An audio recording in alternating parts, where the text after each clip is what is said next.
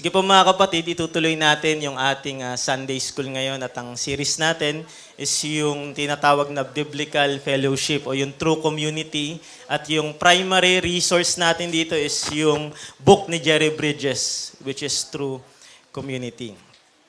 Now last time we studied yung definition and dimension ng true Christian community.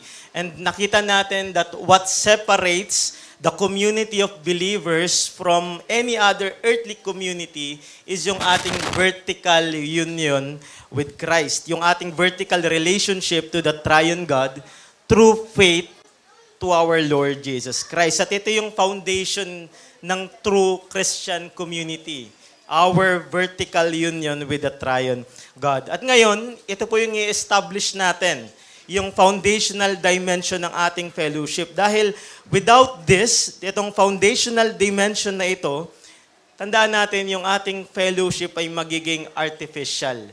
Kung wala itong vertical union with Christ. Now, let me ask you, when we hear the word relationship, ano yung kadalasan na naririnig na, ano yung kadalasan na naiisip natin kapag naririnig natin yung salitang relationship? Do we mean a fact that already exists or do we mean the experience we have with someone? Usually, kapag sinasabi natin na we have a good relationship with someone, usually, dinidescribe natin yung relationship about our experience together. Halimbawa, sa mga coffee shops, hobbies, bonding together, we share our burdens, we pray together, we encourage one another, talk about deeper things, life and ministry. And this is the way we often use yung word na relationship.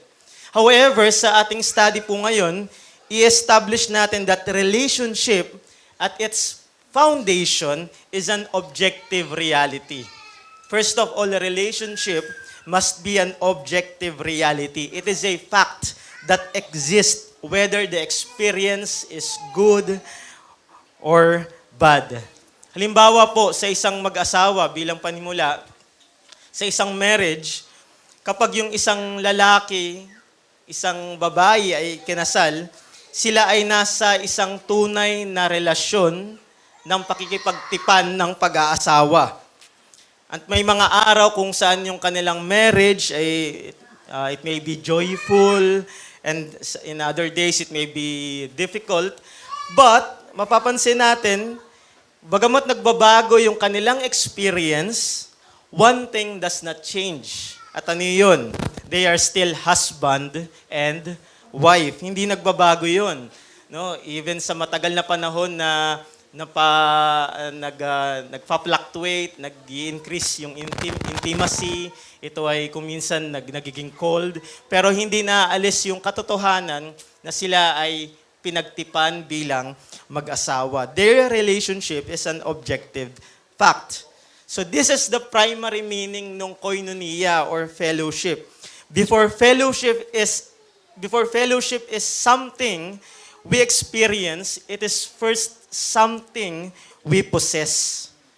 And every believer shares the same life in Christ. Yun yung ina-argue natin last Sunday school, that we share this common life sa ating mga kapatid sa pananampalataya because first of all, we share this life in Christ, an objective reality. So our daily experience of fellowship, ito ay nag-grow mula dito sa foundation na ito.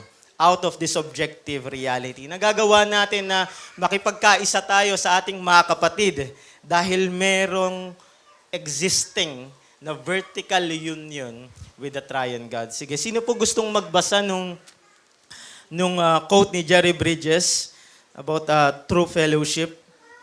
Ayan, sige po. Sino pong gustong magbasa?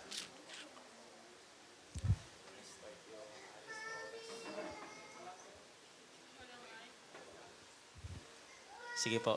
Sino gusto? Ito na lang.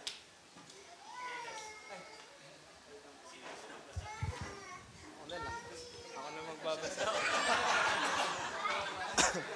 True fellowship embraces both the objective and the experiential aspects of our relationship with God.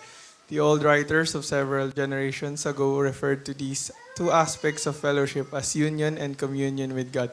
Only as we understand our objective union with Christ will we be able to enter fully into the experiential joys of communion with Him.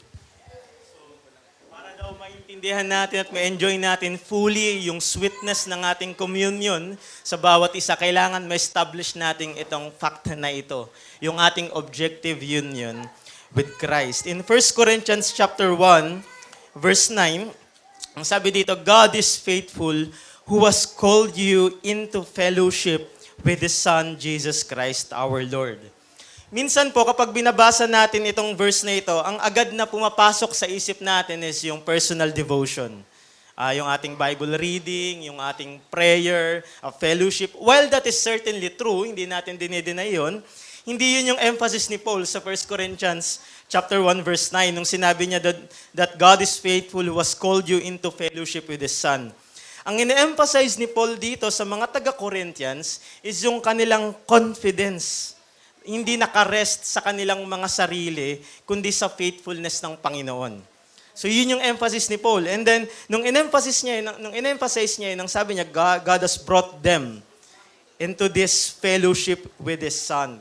God has brought them into a real and lasting relationship with Jesus Christ. Dahil sila united na kay Christ, they can be confident that God will keep them until the day of Christ. So, therefore, based doon sa 1 Corinthians chapter 1, verse 9, although yung word na fellowship, kagaya ng sinabi ni Bridges, it includes union and communion, pero ang emphasis ni Paul doon sa passage, sa verse 9, is first doon sa union with Christ, our objective relationship with Him. But the question, brothers, is what does it mean to be united to Christ? It means that believers do not merely belong to Christ as His possession. We actually share in His life. Ano pong ibig sabihin yan? Di ba, dinidescribe ni Paul, especially sa Corinthians, that the church is the body of Christ. And isipin mo yung sarili mong body, isipin mo yung sarili mong katawan, yung kamay mo, it belongs to you. It is much more than something you own. Hindi lamang ito accessories like isang belt o isang sapatos o necktie na pwede mong tanggalin. Yung kamay mo, yung paa mo, it is part of you and receives its life from you.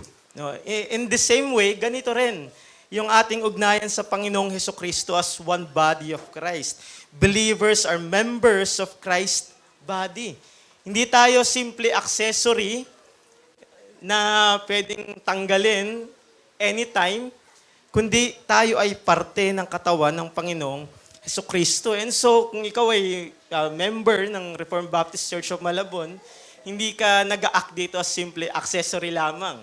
Diba? You are part of that body kung paano yung kamay, yung tenga, yung paa ay nagpa-function at nagre-receive ng life mula doon sa body. So ganun din ang bawat bahagi o bawat miyembro ng iglesyang ito. So in short, we do not simply know about Christ, we are joined to Him. Tayo ay kaisa sa Kanya. And so we receive itong mga spiritual blessings, strength, grace, and every good work dahil sa ating fellowship sa Kanya.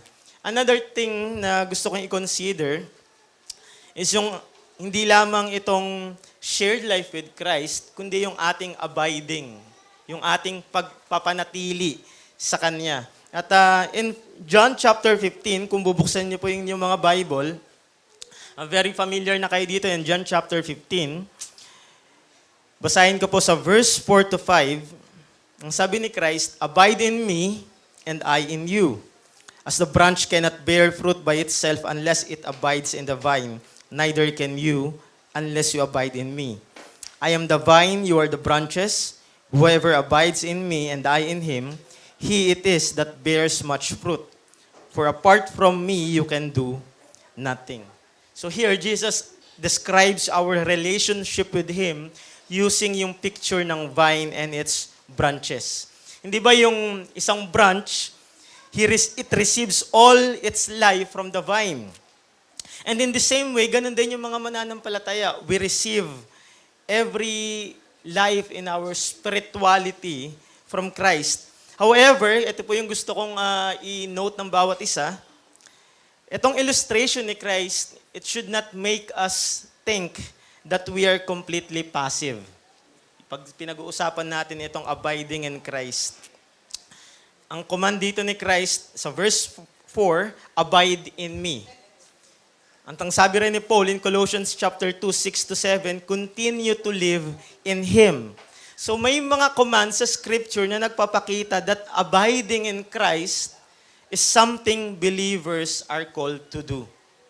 Yes, we share our life with the triune God through our Lord Jesus Christ, pero yung sharing ng life na yon, kasama doon is yung abiding.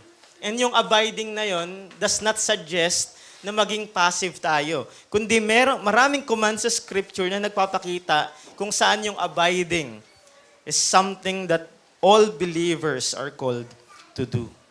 Now, brothers, what does it mean to abide? What does it mean to abide? To abide in Christ means that we continually depend on Him. And it means we stop relying on our own wisdom, strength. We stop relying on our own goodness.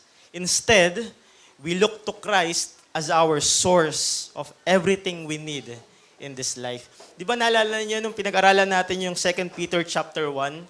Isa sa encouragement niya doon sa mga believers regarding sa kanilang union with Christ at yung epekto nito sa kanilang sanctification. Ang sabi ni Peter, His divine power has granted to us all things that pertain to life and godliness.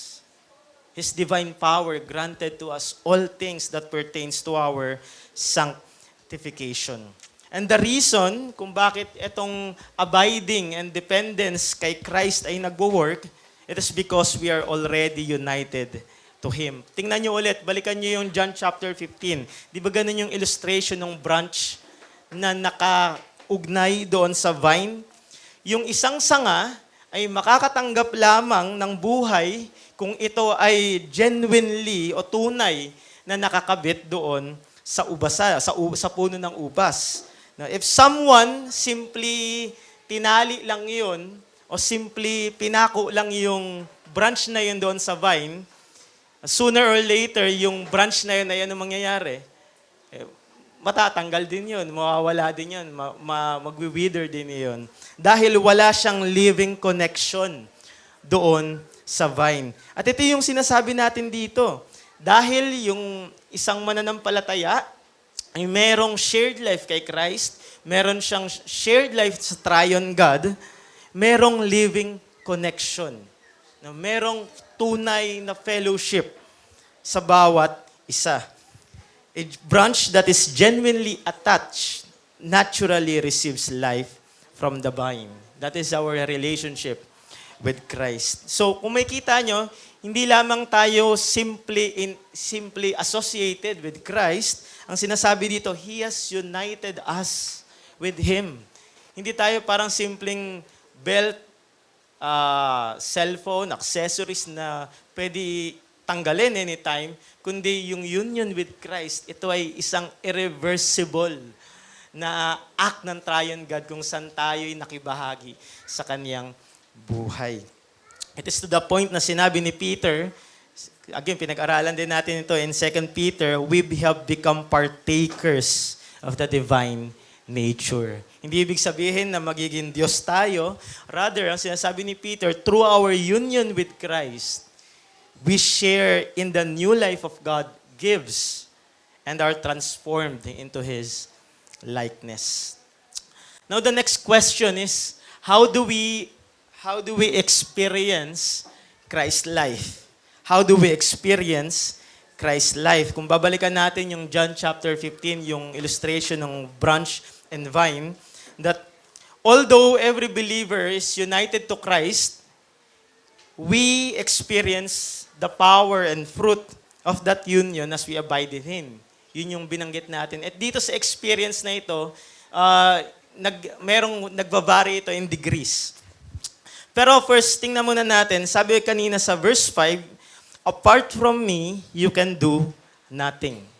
Apart from me, you can do nothing. Na kung paano yung isang sanga ay mamumunga lamang habang siya ay nananatiling nakakabit doon sa vine, gayon din yung mga Kristiyano.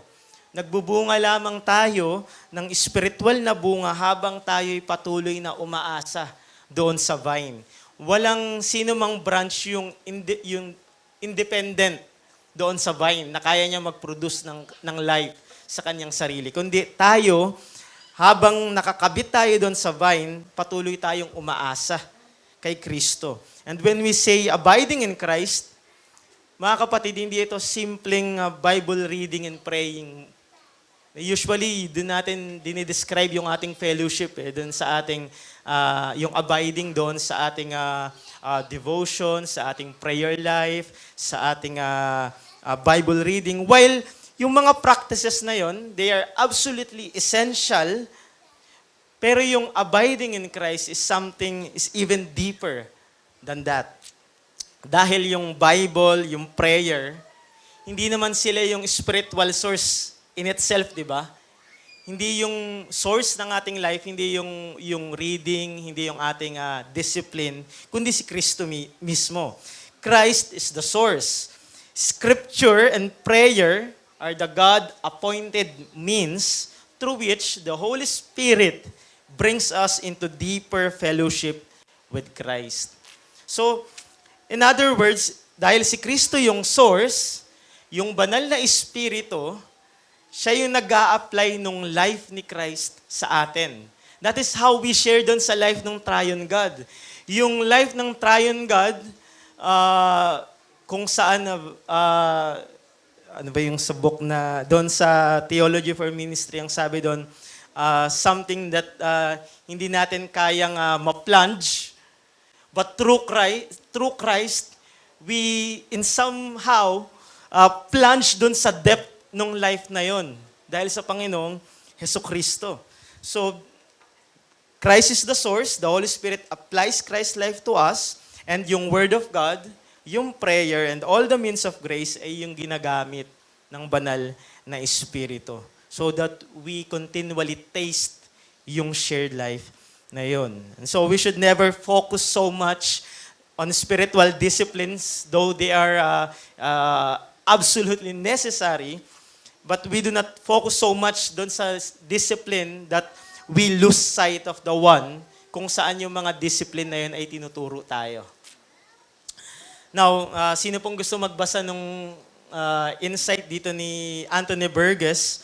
At isa ito sa aking naging resource din, yung kanyang book na Advancing Christian Unity.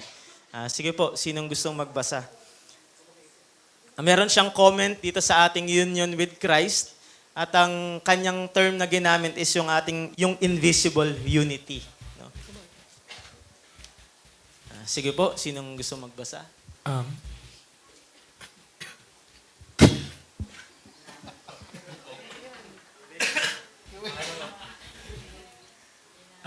Invisible unity is that by which, being united to Christ, their head, by the Spirit on God's part and faith on our part, they receive spiritual life and increase. In this respect, believers are compared to the several members of the body, and Christ is compared to the head because of that spiritual life and motion they receive from Him. Well said. Yung pinopoint natin kanina pa that we receive spiritual blessings because first of all, we are united to the head, to Christ as the head of the body. Now the next question is, does abiding mean we do nothing? Dahil ba, yun yung kanina nating nire-reject, di ba? Na hindi pinopromote ng Scripture that since merong shared life sa Triune God, merong shared life kay Christ, tila completely passive na ba ang isang mananampalataya? At ito yung tinatawag ng marami na let go and let God. So, hindi ito yung tinituro ng Scripture, hindi ito yung pinopromote ng Biblia. Yung pagiging passive and self-reliance. Instead, ang pinopromote ng Scripture, especially sa ating pag-aaral ngayon, is yung active dependence.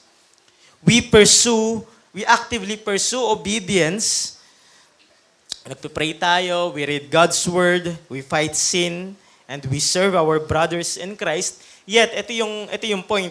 We do all these things while recognizing that our strength and yung ability to perform this discipline does not come from our own strength.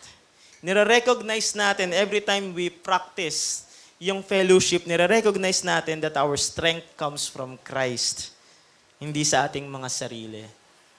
And so as we obey, we continually rely on the Holy Spirit kung saan siya ay nag-a-apply ng mga spiritual blessings na yun. At ini-enable niya tayo to live in harmony and peace with one another, a life that is pleasing to God.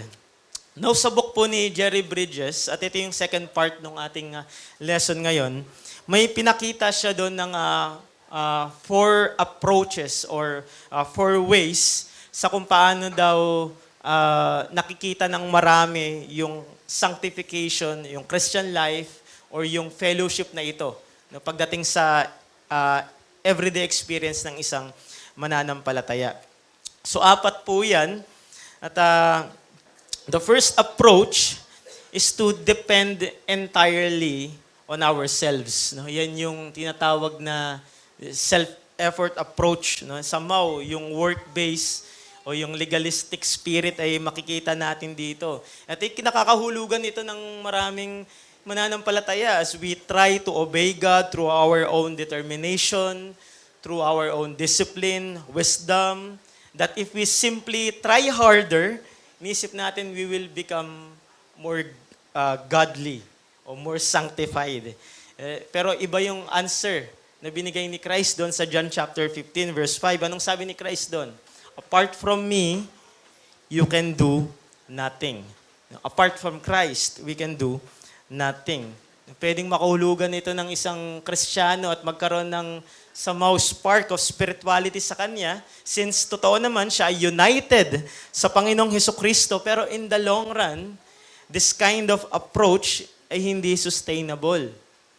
At ayun sabi dito ni Bridges, dahil yung kanyang daily experience will be often marked by frustration, discouragement, and spiritual dryness. Bakit? Kasi tinitingnan niya na yung source ng kanyang ability to perform this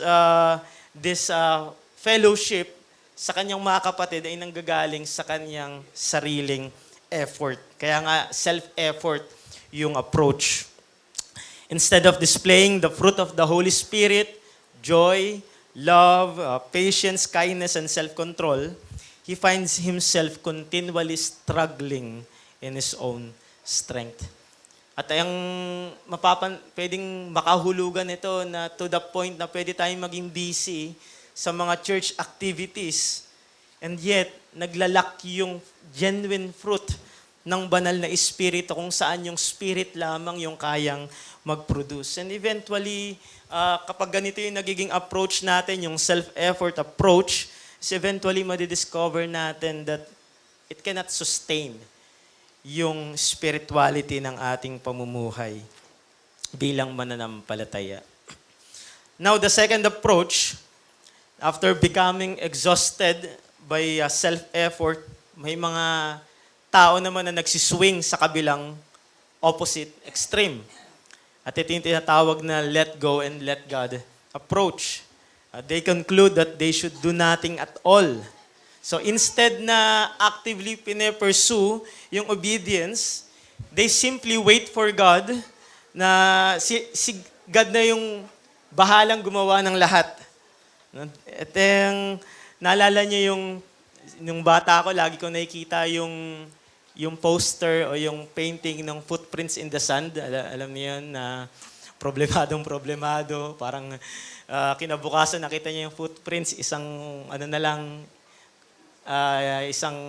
piraso na lang, tapos ang sabi doon ay dahil hindi na ikaw yung naglalakad, karay-karay ka na ng Panginoong Jesus. And so parang nandun yung impression na just let go and let Christ lead you all the way. Ang mga assumption din doon dahil since any effort galing sa flesh, it seems na very sinful, no?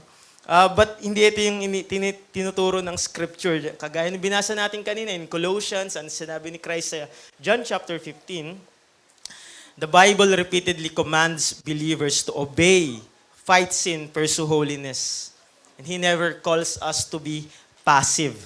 Dahil yung abiding in Christ, yung dependence kay Christ, hindi nito nire-remove yung ating responsibility. Tandaan po natin mga kapatid, crucial ito sa mga susunod na lectures natin pagdating doon sa experiential o subjective na fellowship natin. Dahil hindi nire-remove ng ating union with Christ yung ating responsibility to cultivate yung relationship na yon, so also ganun din yung responsibility natin sa ating mga kapatid. But tingnan natin yung third approach. And itong third approach is much more common among sincere Christians. Ito yung tinatawag na Lord, help me approach. Now, hindi natin sinasabi agad na ito ay mali. Pero merong thin line. Because at first, this seems entirely biblical.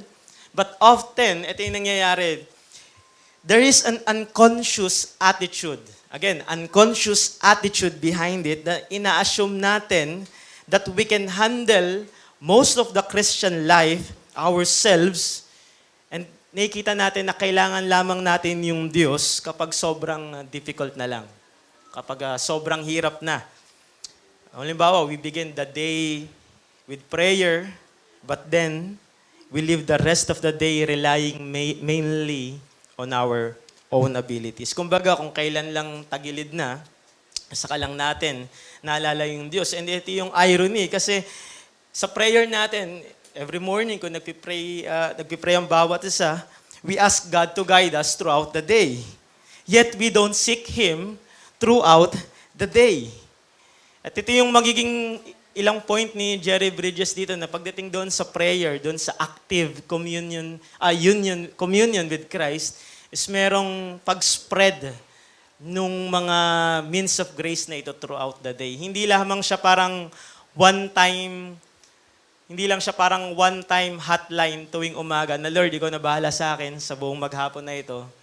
And then, wala sa hinahap mo, wala sa isip mo kung ano yung layunin ng Diyos sa iyo sa bawat activity na meron ka sa araw na yon. And so, I believe there is still, in some sense, a form of self-reliance sa ganitong approach. No? Now, maganda yung insight ni John Owen dito at sino po yung gusto magbasa nito?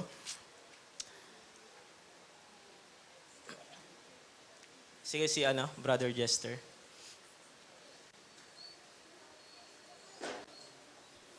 We do not have the ability in ourselves to accomplish the least of God's tasks.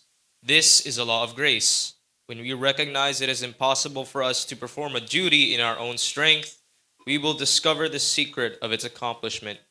But alas, this is a secret we often fail to discover. Yester na lang kaya yung magbasa na ito.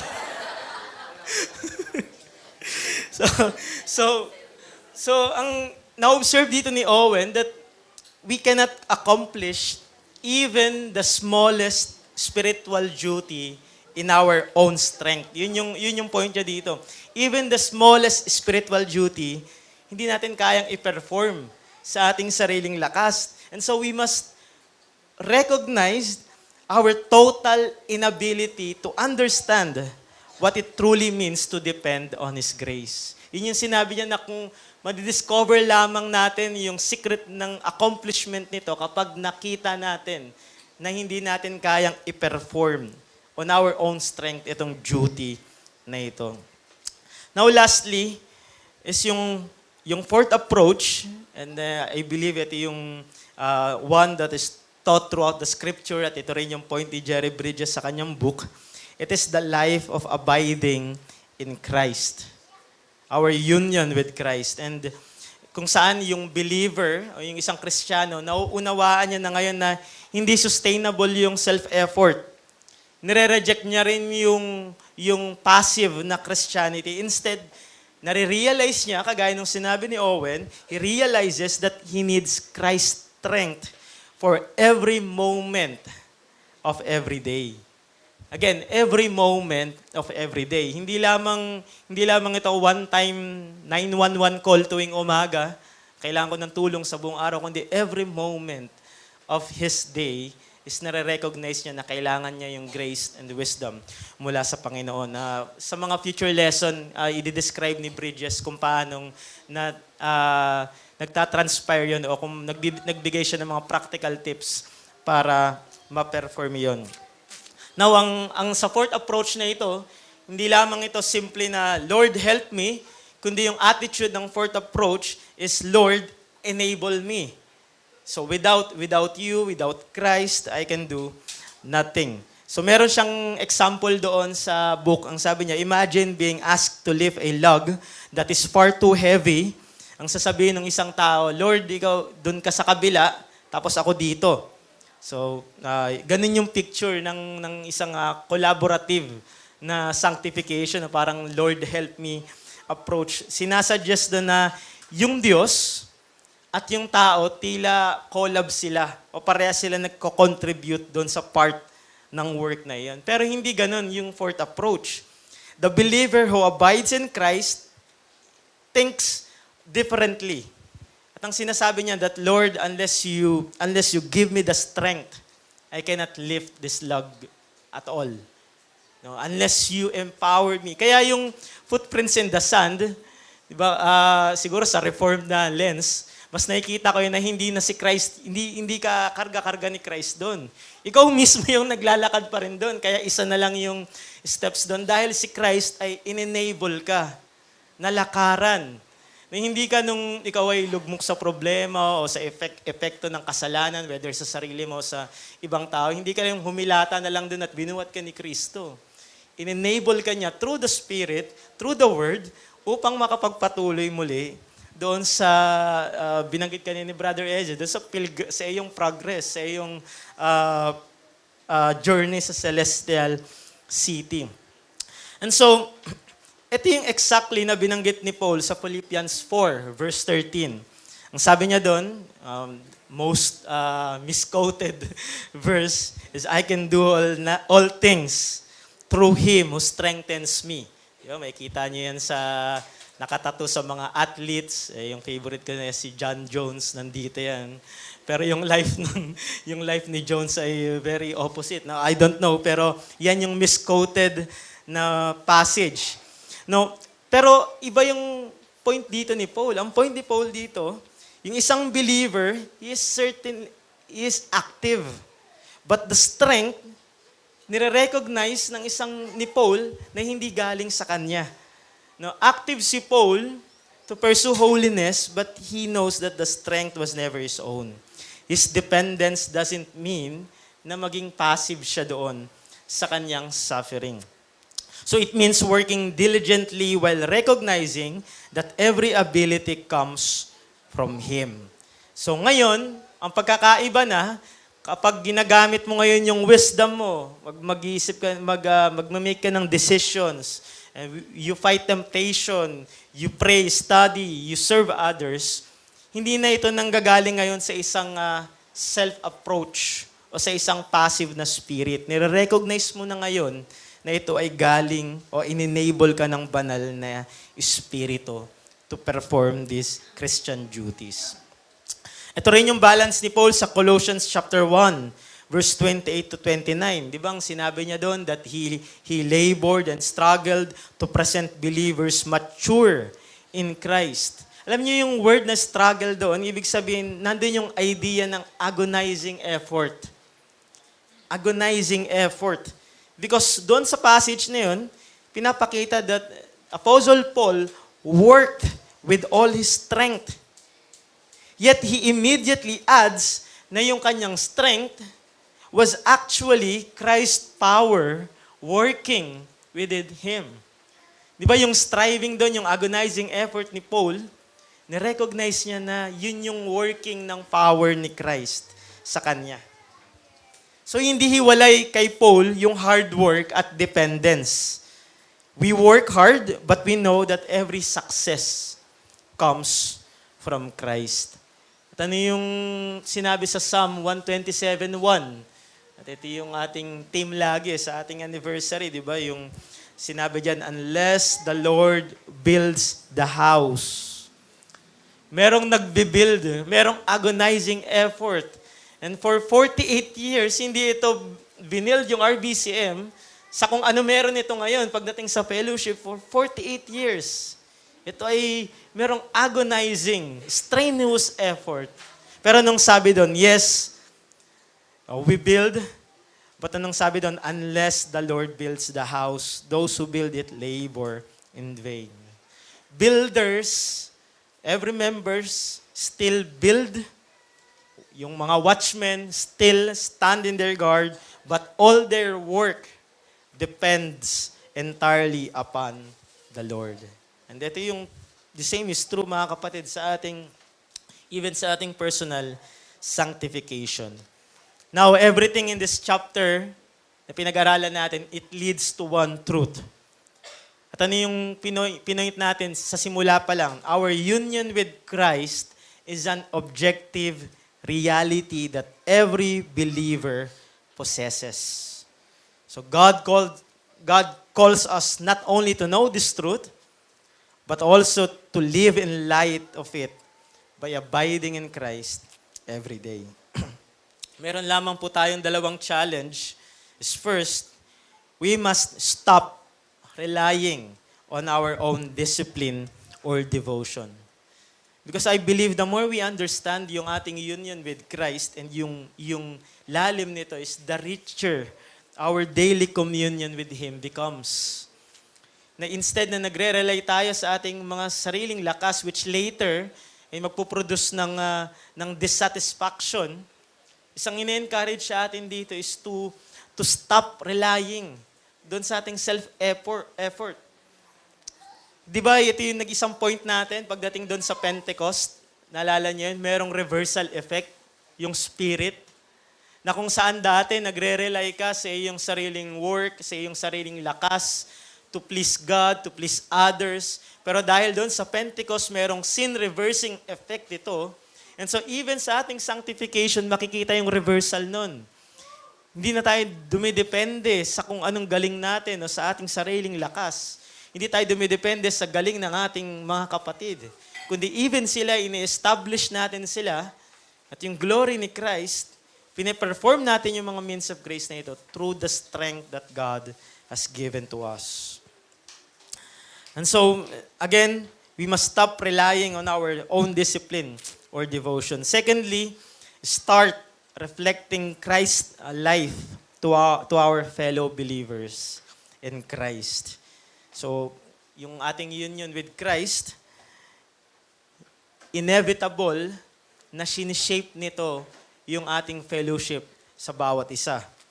And yung kagaya ng binanggit natin kanina na yung biblical community o yung true fellowship, it is more than it is beyond simply doon sa ating mga coffee nights, sa ating mga activities. It is more than that. No? It is more than friendly conversation or spending time together. Rather, true fellowship is sharing the common life that we have in Christ. As we continue to abide in Him, mas nagiging evident, mas nag-i-increase yung life ni Christ sa atin. And so ito ay nag-expand at mas nagiging evident sa ating relationship sa bawat isa. Nandun yung love, true humility, true forgiveness, true reconciliation. Merong biblical patience, service, and peace sa bawat isa. At itong mga qualities na ito, mga kapatid, it does not come naturally sa atin. Kundi yung point natin dito, they are produced only by the Spirit as we continually abide, as we continually depend on Christ. So ito yung key sa ating mga susunod na lecture. Ito yung key sa genuine Christian fellowship. It is not trying harder na makipag-fellowship o to love one another. It is first of all, abiding in Christ. And the more we draw yung life na yon from Christ, from the triune God, the more His life is displayed through us. At doon mas nagiging richer, mas nagiging sweet yung fellowship ng mga magkakapatid. Di ba yun yung point ng psalmist? Doon sa sinabi niya, how beautiful is yung unity ng mga magkakapatid. It is kung bakit beautiful yun and what makes it beautiful and separate doon sa unity and fellowship ng mga Gentile tables and nations. It is because they have this law, they have this word of God that guides their fellowship. So sa atin, as New Covenant, richer kaysa doon sa Old Covenant because mas nakikita natin ngayon yung reality ng ating union with Christ kung saan yung ipinangaral sa atin kanina. Mas malinaw na natin nakikita yung mga pangako kung paano yung isang mananampalataya ay nagkaroon ng reconciliation at ugnayan sa Diyos. And so brothers, itong vertical union natin sa Panginoong Hesukristo, it is an objective reality na dapat dinedemand at dapat makita sa ating horizontal fellowship sa bawat isa. So yun lamang po yung ating second lesson sa biblical fellowship.